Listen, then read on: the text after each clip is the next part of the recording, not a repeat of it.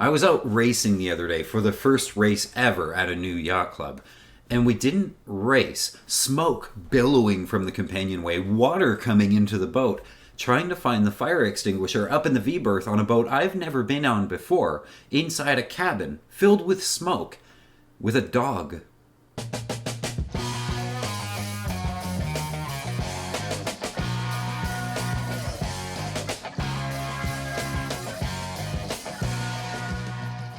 That all sounds very dramatic when you tell the story, but it really wasn't all that much. I signed up to crew on a local CNC 36, and as we motored out of the cut, smoke started to pour from the companionway. A lot of smoke. When I looked down into the engine bay, I also saw water flowing in pretty rapidly. Now, I've been on a sinking boat before.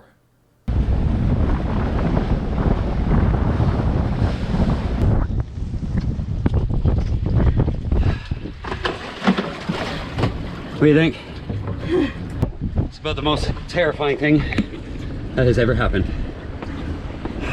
So I know to keep my cool, and luckily, so did the captain. He put us on a wall pretty quickly, and we shut down the engine. Another sailboat ended up tossing us a tow line, and I took the helm of this boat to steer us back while the captain tended to the emergency at hand. I took us right back into the slip we came from, and we called it quits for racing for the day, but not being able to leave something alone got the better of us, so we started ripping the boat apart to figure out what had happened. It turned out the exhaust had broken clean off, and the Yanmar diesel had spent, 20 minutes, 25 minutes, filling the back half of the boat with exhaust smoke, as well as water from the exhaust system that it uses to stay cool. And emergency for sure, but not really a life-threatening emergency. Which brings me to racing and why you should do it, and do it now. That sounds like a horrible racing experience I had the other day, but a newer sailor would have learned more in that 5 minutes of sheer terror than they would in weeks or months watching sailing YouTube videos. You never know what's going to happen in race conditions, and typically, racing means you're surrounded by some of the most experienced sailors you'll ever meet, so you get to see how they'll handle things. Racing also means there's always help nearby because you aren't out there sailing alone.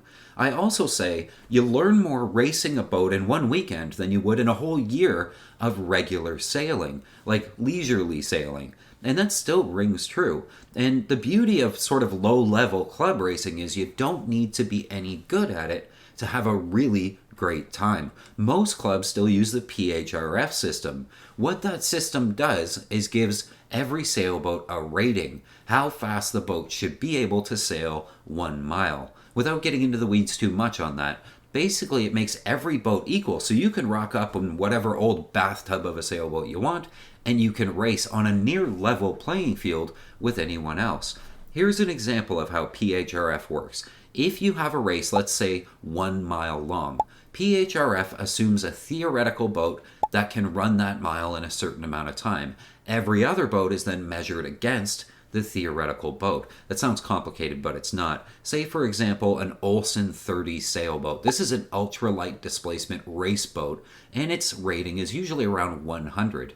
That 100 means that the Olsen 30 should take around 100 seconds longer than the theoretical zero boat to race 1 mile. In PHRF racing, we would let the Olsen 30 leave the start line that 100 seconds before the zero boat with the goal of getting them to fight it out at the finish line.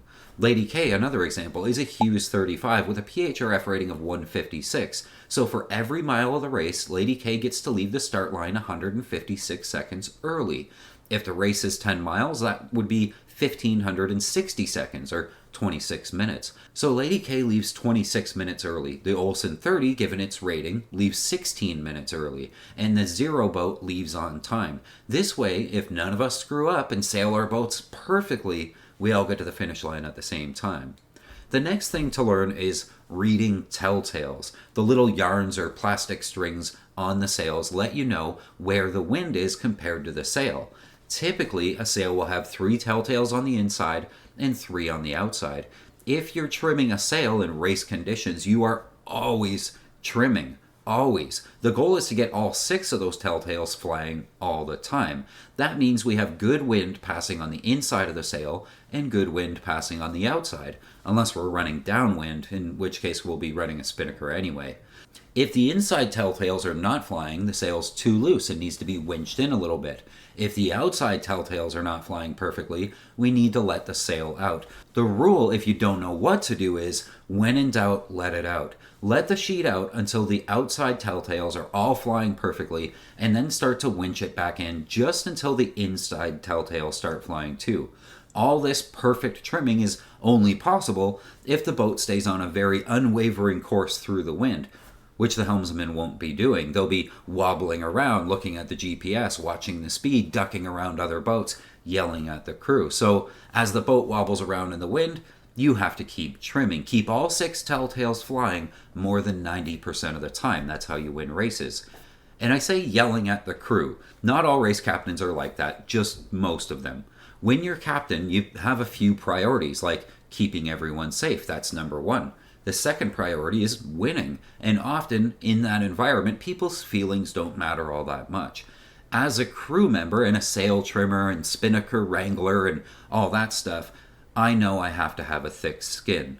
So you might ask, why am I racing on other people's boats anyway? I have 3 sailboats of my own.